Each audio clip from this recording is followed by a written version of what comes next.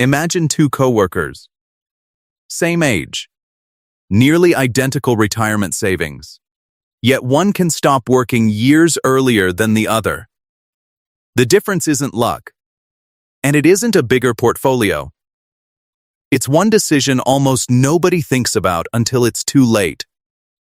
Stay with me, because before this video ends, we'll use a simple framework that can completely change how you think about retirement planning. In fact, we'll even look at someone earning $180,000 a year who may not need anywhere close to that amount in retirement. That's where most retirement calculations quietly go wrong. Let's meet our two coworkers. We'll call them Alex and Ben. They're both 50 years old. They've both invested consistently for decades. Their retirement accounts are almost the same size. From the outside, they appear to be on exactly the same path. One afternoon, retirement comes up in conversation. Alex smiles. "I've already decided. I'm retiring at 65. Ben asks, "Why 65? Alex shrugs. "I don't know. It just feels like the right age." Ben gives a different answer. "I'm not choosing an age. I'm trying to figure out when my finances can support the life I actually want." At first, the difference sounds small, but that single shift changes almost every financial decision that follows. Because retirement isn't defined by a birthday, it's defined by a plan. And before we calculate a single dollar, we need to answer a much more important question. What does stop working actually mean to you? For some people, it means leaving work completely, traveling, spending time with family, volunteering, enjoying hobbies they've postponed for years. Others picture something different. They want the freedom to leave their full-time job while continuing to consult or work part-time, because they enjoy it. Then there are people who become financially independent, but continue working anyway. Not because they need the income, because they genuinely enjoy what they do. None of these goals is more correct than the others. But they don't require the same financial plan. Someone whose investments must cover every future expense generally needs a different retirement strategy than someone planning to earn part-time income during retirement. That's why the first mistake many people make isn't saving too little. It's solving the wrong problem. They choose a retirement age before defining the retirement they're actually trying to build. Once you know your destination, the math becomes much more useful. And that's where most retirement advice takes a turn. Many people begin with income. Modern retirement planning often begins somewhere else. It begins with spending. Think about someone earning $180,000 each year. It's easy to assume they need to replace most of that income after they retire. But income and spending aren't the same thing. Some expenses often disappear. Retirement contributions usually stop. Payroll taxes generally change. Daily commuting costs may disappear. Children may already be financially independent. At the same time, other expenses may become larger. Healthcare could take up a bigger share of the budget. Travel spending might increase during the early years of retirement. Home maintenance doesn't suddenly disappear. That's why many financial planners begin with one simple question. What does your lifestyle actually cost? Because your paycheck tells you how much money comes in. Your spending determines how much money needs to keep coming in after you stop working. That distinction changes everything. Once you estimate your annual spending, retirement planning stops feeling abstract. You finally have a meaningful starting point. Instead of asking, "How much money do I need to retire?" you can ask a much better question. How much of those expenses will my investments actually need to cover? The answer is usually much smaller than people expect. And that's where the next piece of the puzzle begins. Because your investment portfolio may not have to fund your entire retirement after all. One of the biggest retirement myths is that your investment portfolio has to replace your entire paycheck. In many cases, it doesn't. Let's go back to Alex and Ben. After estimating their annual spending, both arrive at the same number. They'll need about $100,000 a year to live the retirement they want. At first, they make the same assumption. Our portfolio needs to generate all of it. But then Ben asks a question that changes the entire calculation. What income will still be coming in after we stop working? That's the question many people skip. Yet it can dramatically change the size of the portfolio you may need. For many Americans, retirement income doesn't come from just one place. Social Security may provide part of it. Some people may receive a pension. Others may have rental income. Some may choose to work part-time because they enjoy it, not because they have to. Each reliable income source reduces the amount your investments need to provide. Think of it as building the foundation before building the house. The stronger the foundation, the less weight the portfolio has to carry. Now Alex and Ben run the numbers again. Their expected spending hasn't changed, but the amount their portfolio needs to fund is much lower than they first imagined. That remaining amount is often called the income gap. And once you know that number, retirement planning becomes much more practical. Because now you're solving the right problem. Not, how much money do I need? But, how much income must my investments provide? That brings us to one of the most common planning tools in retirement. A simple formula. Required portfolio dollars annual portfolio income needed withdrawal rate. The formula is straightforward. The assumptions behind it are where careful planning matters.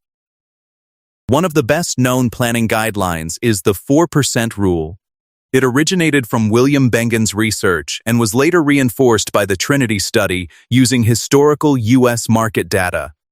The research suggested that an initial withdrawal rate of around 4% historically supported many 30-year retirement periods under the assumptions studied.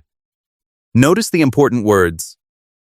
Historically, many under the assumptions studied. Those aren't technical details. They're essential. The 4% rule was designed as a planning guideline.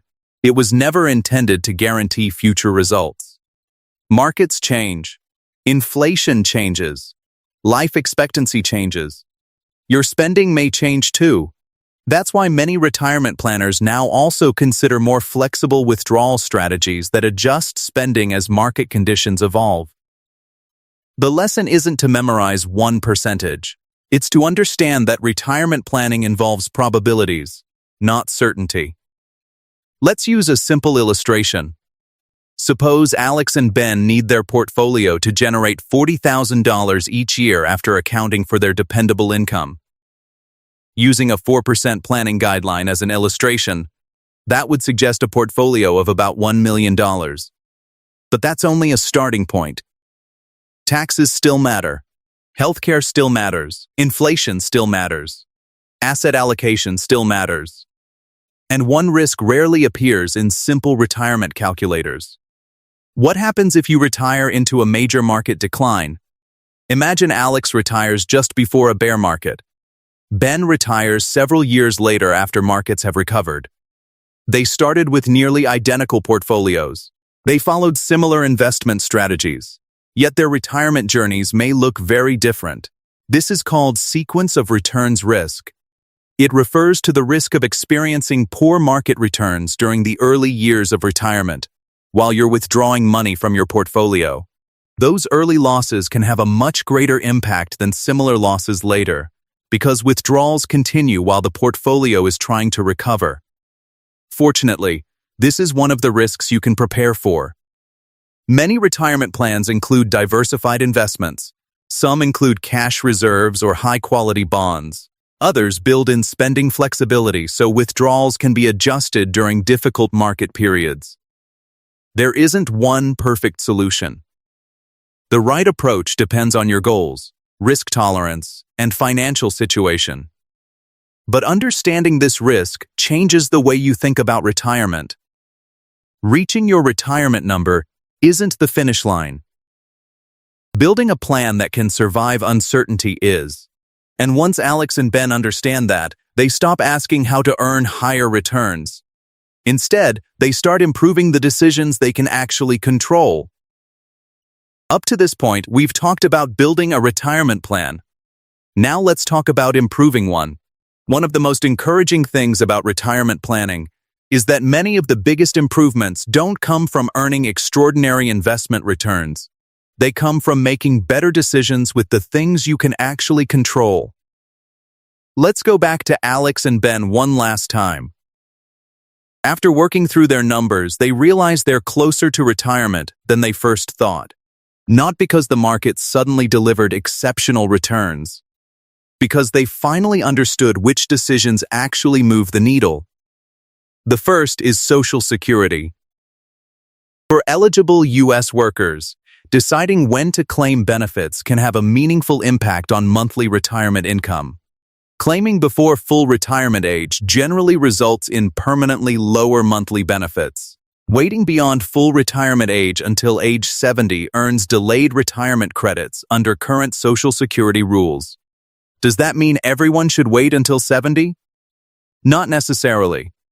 The right decision depends on factors like health, life expectancy, income needs, family circumstances, and other retirement assets. There isn't one answer that fits everyone, but understanding the trade-offs helps you make a more informed decision, and every additional dollar of dependable income may reduce the amount your investment portfolio needs to provide. The second area is taxes. Most people spend decades learning how to invest. Far fewer spend time learning how they'll eventually withdraw their money. Yet two retirees with identical portfolios may pay very different amounts in lifetime taxes simply because their accounts are structured differently. Some withdrawals may come from taxable brokerage accounts. Others may come from traditional retirement accounts, where withdrawals are generally taxed as ordinary income. Others may come from Roth accounts, where qualified withdrawals are generally tax-free under current U.S. law. In certain situations, carefully planned Roth conversions during lower income years may reduce future taxes. Required minimum distributions, or both. Whether that strategy makes sense depends entirely on individual circumstances.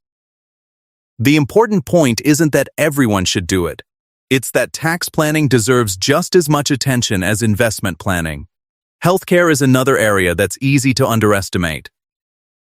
If someone plans to retire before becoming eligible for Medicare at age 65, private health insurance may become one of the largest expenses in the retirement budget.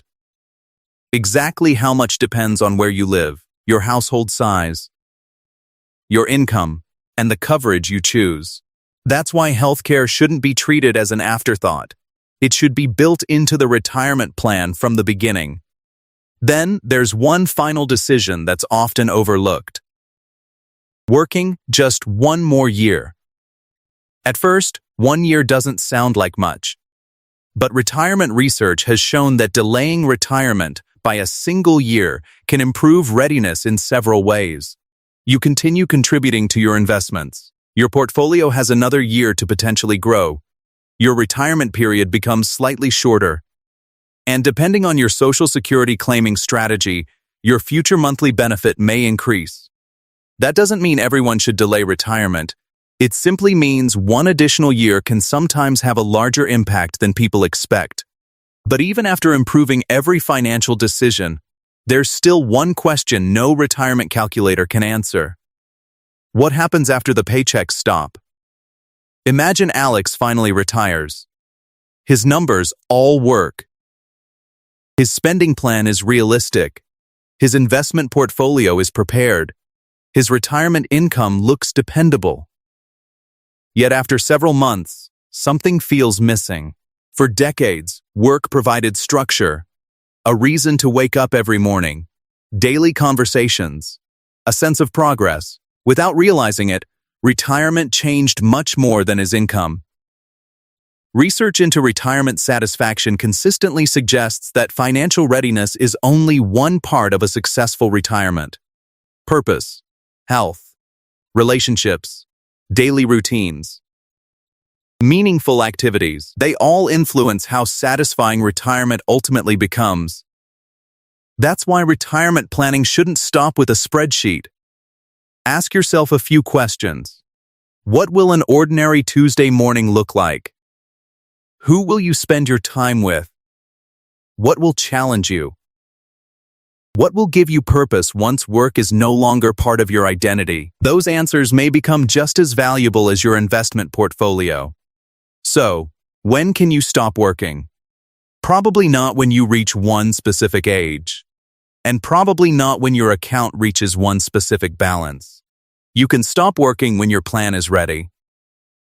When you've estimated your spending, identified dependable income, calculated the gap your portfolio must cover, prepared for uncertainty, and built a life you're actually excited to live after your career. If there's one idea I hope stays with you after this video, it's this. Don't spend your career chasing a retirement number. Spend it building a retirement plan. Because numbers help you leave work. A well-designed plan helps you enjoy what comes next. Thanks for watching.